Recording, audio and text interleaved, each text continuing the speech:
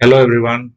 Today is Sunday, so we are again reaching out to each of us with this channel, Share and Learn by Vikas. So share it with your friends, your near and dear ones. Subscribe it, and let's go on to the subject. So last Sunday we discussed about and talked about forecasting future. Today let's take a second part of the forecasting future. And we also discussed last time the three ingredients of forecasting the future. One was the developing potential, the other one was the increasing the creativity, and then we also had a discussion around that finding happiness around it. So today, the fourth ingredient, which we will just discuss with each other, is the curiosity. So we have talked about a little bit on a growth mindset, and we are aware of it that growth mindset will help us to achieve our goals. But if we really want to stretch our abilities, we have to take time out. We have to take time out from our regular work, which is very important for each one of us. I mean, we cannot discard those work, but then just take time out so that you can know more, we can learn more, and if it is required, let's take a little rest and the breaks. Let's go by this example of 10,000 steps. How we can increase the curiosity. Take time out and go for this exercise of taking 10,000 steps. Know more about it, around it, learn more about it. What is the benefits which we are going to get if we continue or be consistent in doing this exercise? Take little rests, little breaks whenever it is required. All these things will help us to stretch our abilities.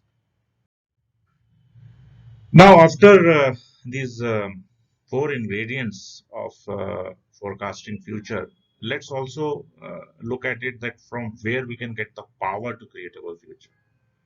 So, if we have to create a power within ourselves, then do we think that is output under our control? No. Yes. Probable no. Probable yes. But the journey to get that output is under our control. The answer is obvious yes. So once we know that this is the journey which we have to take to reach out to a destination or maybe to create an output out of it, then output is under control.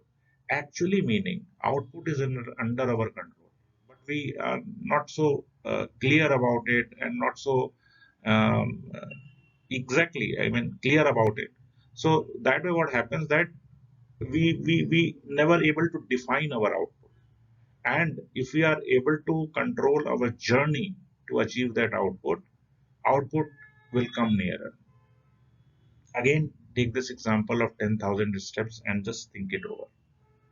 The other important point is that delete those uncontrollables, which helps us to be optimistic.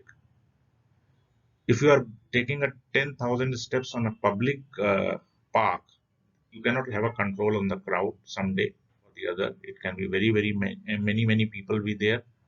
The other is that you say weather conditions.